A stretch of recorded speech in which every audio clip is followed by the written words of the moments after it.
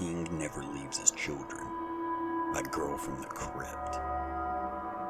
I wasn't a bad kid. In fact, if my parents had been just a little more patient with me, they might have considered me the perfect daughter. I have always tried to please them, no matter how hard it was. I never meant to cause any trouble. It just sort of happened somehow. It was like I always acted before thinking, and no matter how hard I tried to improve, it just wouldn't get any better. The countless times I got hurt while playing outside made my parents almost go crazy. They picked me up from school every day. I wasn't even allowed to set foot outside the house on my own anymore. I was under constant supervision, and to be honest, it made me feel like I was trapped. I grew more silent and shy as I slowly forgot how to reach out, how to play and make friends. I spent my days studying and trying to entertain myself indoors. I drew a lot, watched a lot of TV, that sort of stuff. I was bored though. I didn't really have fun doing any of it. And then we found out about my father's affairs. All those lonely nights in which I would be lying awake, unable to find rest due to the sounds of my parents screaming at each other, left me feeling crushed and empty.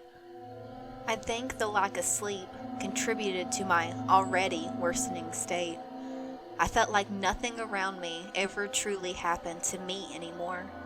It was like I was watching it all as a passive viewer, unable to interact with whatever transpired on stage. Worse yet, I couldn't even talk to my parents anymore. My mom had held off on kicking my dad out, but the atmosphere in the house was never calm. It was cold, icy, yet filled with anger to the point at which just one spark could set off another wildfire of arguments. Dad bought me a lot of toys during that time. He tried to coax me into talking to him, said he might be moving out, and asking whether I wanted to come with him. I really didn't want to leave. But whenever my mom would catch us talking by ourselves, she would go absolutely livid. She would constantly ask me who I loved more, her or that pig, as she called him. Even at this young age, I knew what my father had done was wrong, and yet I couldn't help but want to stay close to both him and my mom at the same time. It was hard to describe, but I felt guilty for it, like I wasn't allowed to love him anymore. I didn't want to be torn like this. I didn't want to have to choose. But then, one chilly autumn afternoon, the choice was taken from me. Ever since my parents had started fighting more, they had become more inconsistent with picking me up from school and keeping a close eye on me in general. That's how I ended up standing outside the school building by myself after classes had ended, waiting for my mother's car to pull up in front of the entrance. A fleeting glance at my watch told me that over an hour had passed. I didn't have a phone at the time, and being tired of waiting with no one else around, my only option was to walk home. It wasn't too big of a deal. I knew the way, and I figured if I'd just be careful enough, I wouldn't break a leg or something. This would also be a great opportunity for me to prove to my parents that I wasn't completely helpless. With that in mind, I got on my way. To get back home from school, I would have to either walk along a rather busy road, or at least 10 minutes, or take a shortcut through a slightly wooded area. Seeing as it was starting to get dark by then, I chose the shortcut. While the large, imposing trees with their thick, dark leaves throwing shadows on the ground might have frightened me, it was safer than to risk being run over, in my mind at least. The sun had almost set as the paved street gave way to soft, earthy ground. I kept looking over my shoulder, trying to keep an eye out for both the path ahead of me and the part I had already left behind. There was no one in sight, yet I found myself overtaken by an irrational sense of dread. Before I knew it, I had already started to run. My small purple backpack was flopping against my back with every step I took. Eventually, the inevitable took place. The ground beneath me was bumpy, and there were stones and roots sticking out in places. Even in broad daylight, it wasn't an easy path to run on.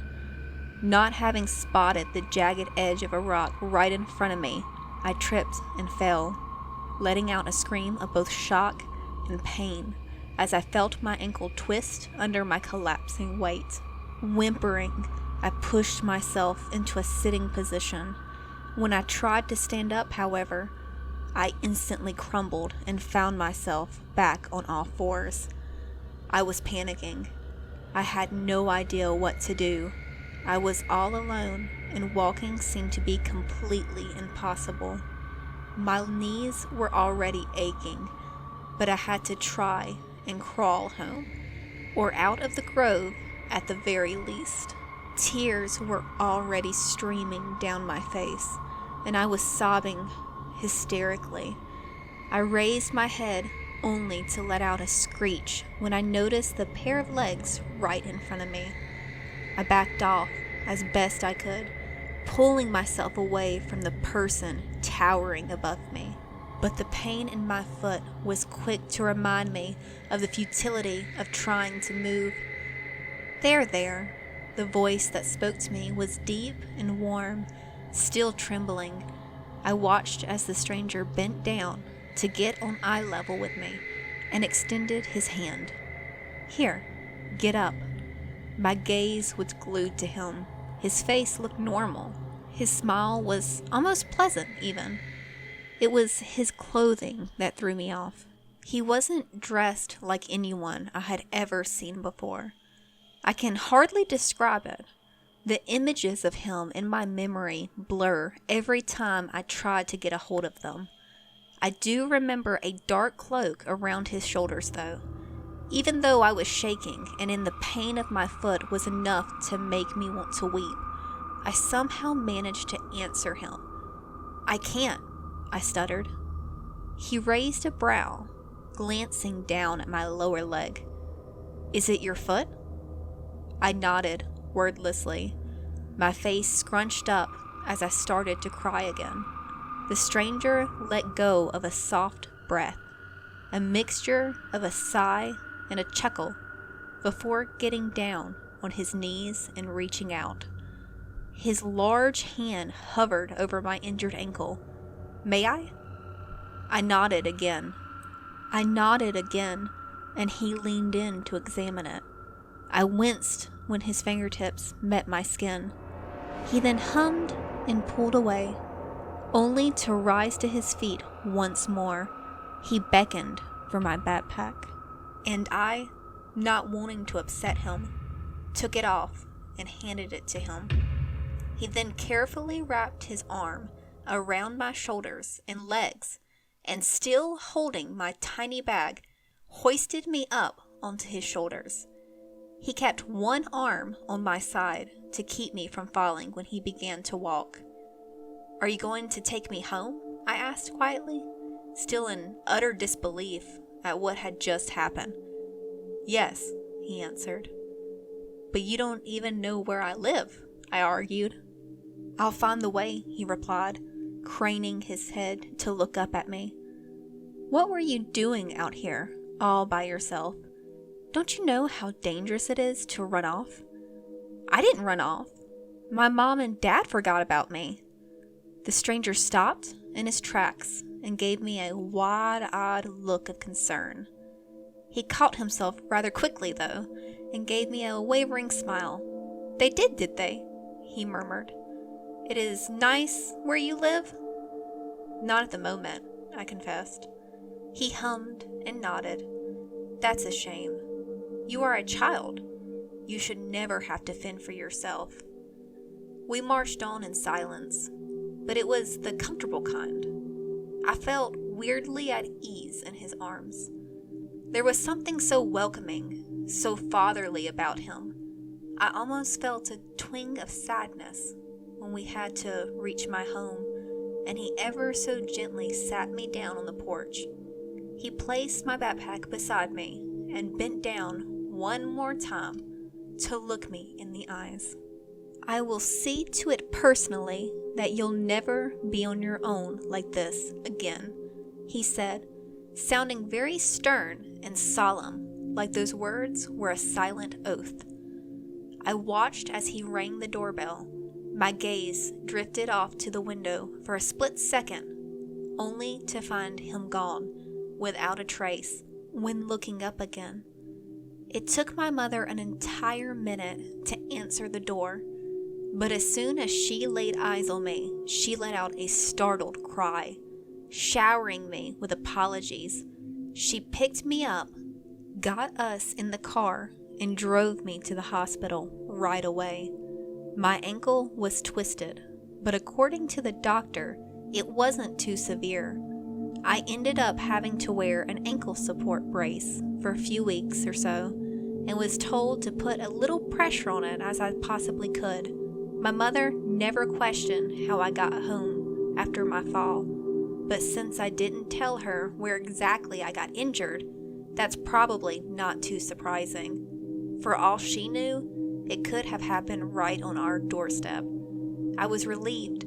This meant I didn't have to tell her about the strange man from the grove. He had shown me nothing but kindness, yet I somehow didn't want to bring up the encounter with him. I could sense that it had been something special, something way too special to share with anyone else. I still thought that I needed to thank him. The doctor who had examined my foot had recommended I stay away from school for 2 or 3 days so it could rest properly. At that time, my father had moved to a nearby hotel, and my mother was very busy figuring out the legal procedures connecting to filing for divorce, meaning she was in and out of the house most of the time. This left me and my twisted ankle sitting around on the couch, watching TV for the majority of the day. I often imagined what I would say if I were to meet this strange man again. In my head, I was working on a lengthy speech, telling him how grateful I was. I was curious, too. His sudden appearance, the weird clothing, and him vanishing into thin air had sparked a thought. Namely that, no matter how outlandish that might have seemed to me at the time, he might not have been human at all.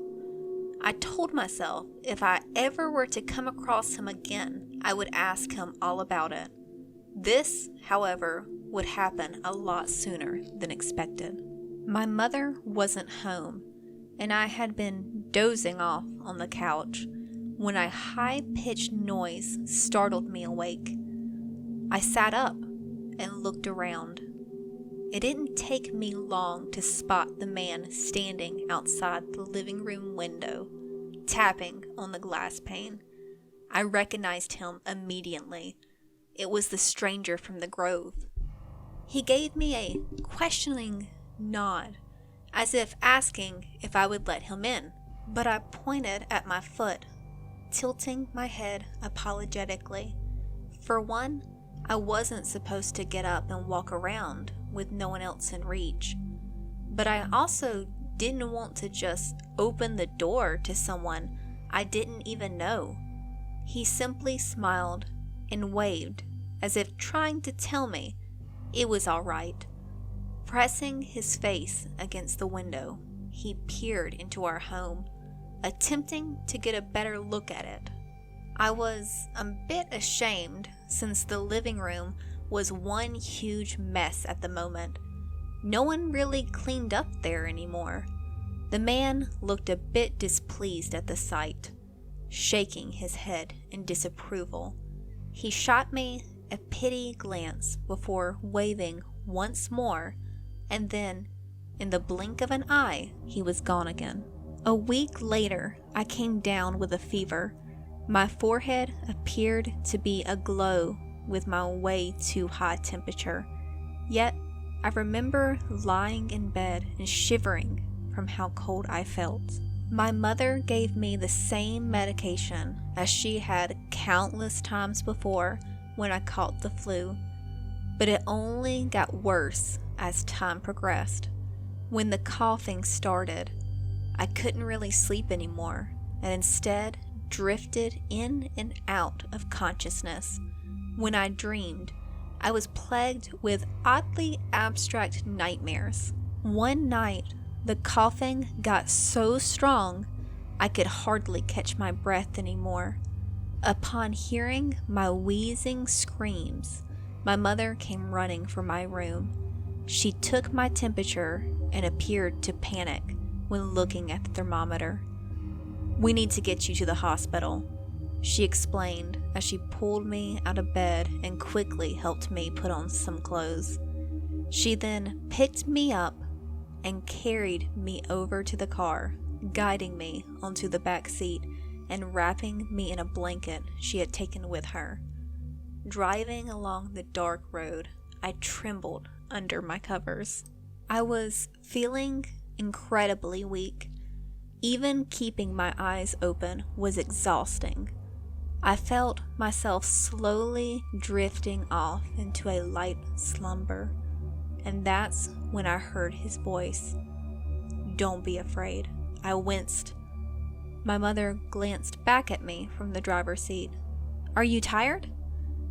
"Yes," I whispered. "Don't worry. Come along, and I'll put you to bed." "What do you mean?" I uttered. "Come home with me." "Where's your home?" "I'll show you." "Who are you talking to, honey?" My mother's voice cut through my haze, the deep concern in it audible even though she tried to suppress it. I didn't respond. "Come now. I'll put you to bed, and once you've rested, we can play some games together. I'll take good care of you, and I'll have you meet my children. You'll get along well.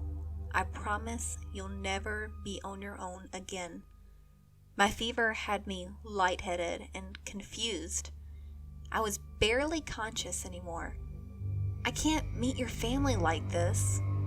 I'm bad at making friends, and they'll hate me." "Don't say that. We already love you. I'll dress you up like a princess." I remember smiling into my blanket. I can be a princess. My head was throbbing in pain. "Can I have a crown too?" "You can have anything you want." "What about Mom and Dad?" "What about them?" "They'll miss me, right?"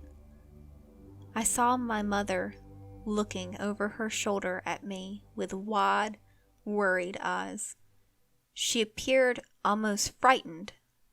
I hadn't realized that to her, it must have sounded like I was talking to myself.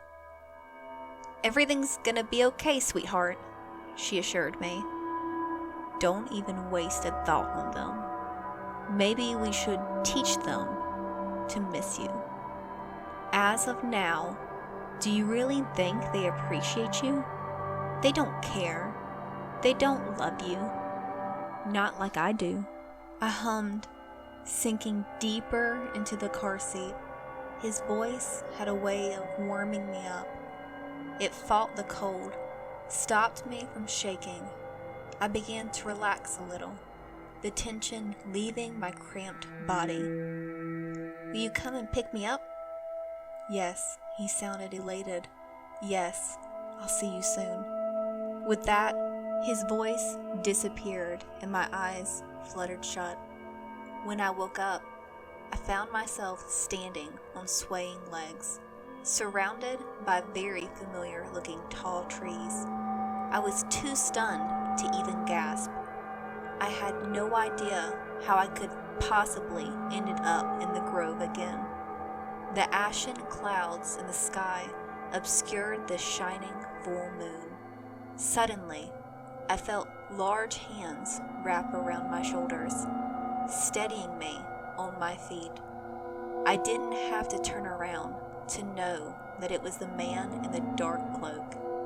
He knelt down behind me and extended his arm over my shoulder to point at a tree ahead of us. I felt his breath against my ear as he spoke. I remember being surprised at how cold it was. Right below this tree is the entrance to my home, he whispered. Can you hear the voices of my daughters? They can't wait to meet you. I squinted, trying to spot the entrance he was talking about. I strained my ears in an attempt to make out his daughters' voices, but all was silent, except for the rustling of the slight breeze in the autumn leaves. I took a step forward towards the tree, reaching out to touch the bark. Everything about it looked normal. I turned around, meaning to tell him I couldn't see a thing, only to find that he had walked up behind me and bent down, his nose only inches away from my own. He laughed when he pushed me, sending me tumbling backwards. I expected the back of my head to painfully collide with the tree trunk, but instead I kept falling. The scream I had wanted to let out died in my throat, and my eyes widened when I saw the man sweep after me, the wide grin on his face. The world seemed to turn upside down as we fell. I staggered when everything came to a halt again. The man in the cloak, however, stood firm on his feet, laughing as his cloak flew up and fluttered around him. He straightened it out and smiled, gesturing to our surroundings. This new place looked just like the grove we had just left. There was the same tree through which we had fallen, the same rocky path, except it was all lying in broad daylight. Welcome, the man from the grove said, to my side of the world. I was amazed. The sunlight was soft and warm, and just bright enough not to sting my eyes. There was a gentle breeze blowing. It shook the leaves of the trees around us and caressed my skin. Before I knew it, I was surrounded by dozens of other girls. Some looked a bit older than me, some a bit younger, but each and every one of them was strikingly beautiful. They were smiling and giggling, tugging curiously on my arms, shirt and hair like they had never seen another child before. My daughters, the man from the grove explained curtly. Take good care of her. He then told the girls. He followed as his children led me away, laughing and talking excitingly. It was strange. I hadn't played with any kids my age in a long time, yet these girls were so nice to me. I couldn't help but enjoy myself. We started with a game of hide and seek. Their father watched us play from afar, casually leaning against a tree. I was the first one to seek, and while I was apprehensive at first, I soon found myself lost in the thrill of the game. A sliver of blonde hair here and a suppressed giggle there in an instant. I had spotted one of the hiders behind a bush. I ran towards her and tapped her on the shoulder. Found you, I yelled. She squeaked and laughed as I pulled her to her feet. What's your name, by the way? I inquired. The girl, however, shook her head and raised a finger to her lips, winking at me. All names remain unspoken here, she said in a secretive tone. Once I had found all the other girls as well, we went on to play tag. Our games lasted for hours, it seemed. although I could hardly keep track of time with how much I was enjoying myself. The man's daughter's company was quickly filling a void within I had been ignoring for a long time. Eventually, they sat me down and began to take my clothes off. Their father kept his eyes on us, on me. But for some reason, I felt no shame. They dressed me up in garments that resembled their own, picked flowers to weave a crown which they placed on my head. After they were done, the man in the dark cloak called us to his side. He sat us down, his children gathering around him as he pulled me close. Sitting next to him felt oddly natural, like he wasn't just their father, but mine as well. I felt like I belonged with them, to them, like I always had. I felt at home. Look at you, he nodded at my dress. Are you having fun? He asked me. I told him I was, and asked if he could play with us sometime.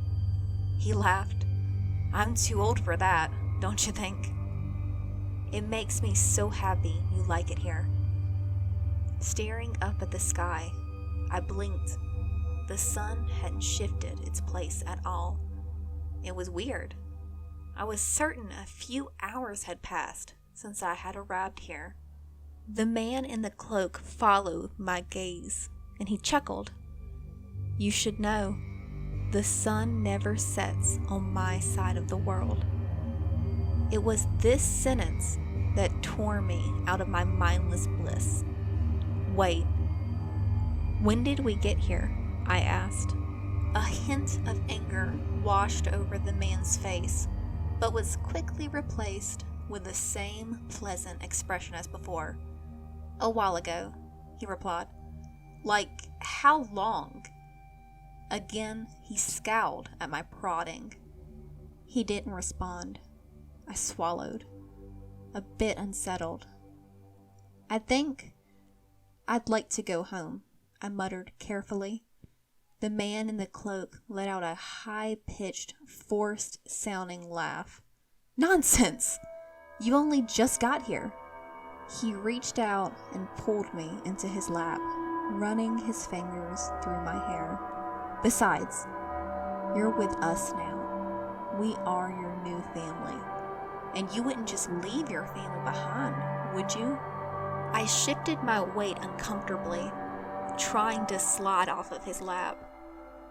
I really want to go back to my mom and dad, I said quietly. Your mother and father don't care for you, though, he answered in a low, sharp voice. Please, let me go back, I repeated, growing more uneasy by the second. But you don't have anywhere else to go, he hissed. His grip on my hair tightened as he pulled back my head. I let out a shrill whimper of pain, and he reluctantly let go. Please, I cried out, glancing around at the other girls for help, only to let out a gasp of shock. The formerly pretty, smiling maidens had turned into something else, something abhorrent. Their skin had turned gray and scabby, their eyes having narrowed to tiny, venomously shining slits, and their small hands had hooked into claws. My head whipped back around to face the man holding me. There was nothing normal or pleasant about his face anymore. I somehow managed to scramble to my feet, backing off as fast as I could. The man stood up, his cloak blown up by the wind as the storm clouds rose to cover the bright sky. Driven by pure fear and instinct, I lurched forward and started to run. Where do you think you're going? The man's voice seemed to be coming from all around me, loud and booming. Leave me alone, I screeched, racing through the grove. "You have nowhere to go. Come back here." I didn't talk back this time, and only let out a wheezing sob in response, gasping for air. I finally arrived at the tree we had fallen through, but before I could run towards it, my pursuer appeared out of thin air, blocking my path. The scowl had vanished from his face. He looked calm now, almost sad. "So you really want to leave?" I could only nod and stare at him, tears in my eyes, and my chest heaving and falling rapidly. "Do you think I'll let you go? Didn't I promise you I'd never leave you to fend for yourself again? Do I need to employ force to keep you here?" "Please," I uttered, my voice trembling almost as much as my hands. He let out a howl of fury, a sound I cannot fathom to this day, and swept up to me, grabbing me by the neck and yanking me towards him. "You want to abandon me? After all I've done for you? I offered you a home. I offered you a family. I offered you friends, love, and you dare to refuse?" He growled through gritted teeth, while foam had collected in the corners of his mouth and was now running down his chin. "Please," I whimpered once again. His heavy panting made me hold my breath. He raised his fist like he was going to bring it down onto my face, but opened his hand at the very last second and pulled away. His face stayed uncomfortably close to mine as he began to speak in a very low voice again. "You are going to listen very closely to what I'm about to tell you now. I may be inclined to let you leave, but that doesn't mean I'll forget about you, or that I'm going to let you forget about me." He straightened up and gestured towards the tree. "Run along now, brat. Pray I don't change my mind." A group of kids found me in the grove on their way to school the following day. A little girl in a torn golden dress with petals tangled up in her hair, unconscious on the ground.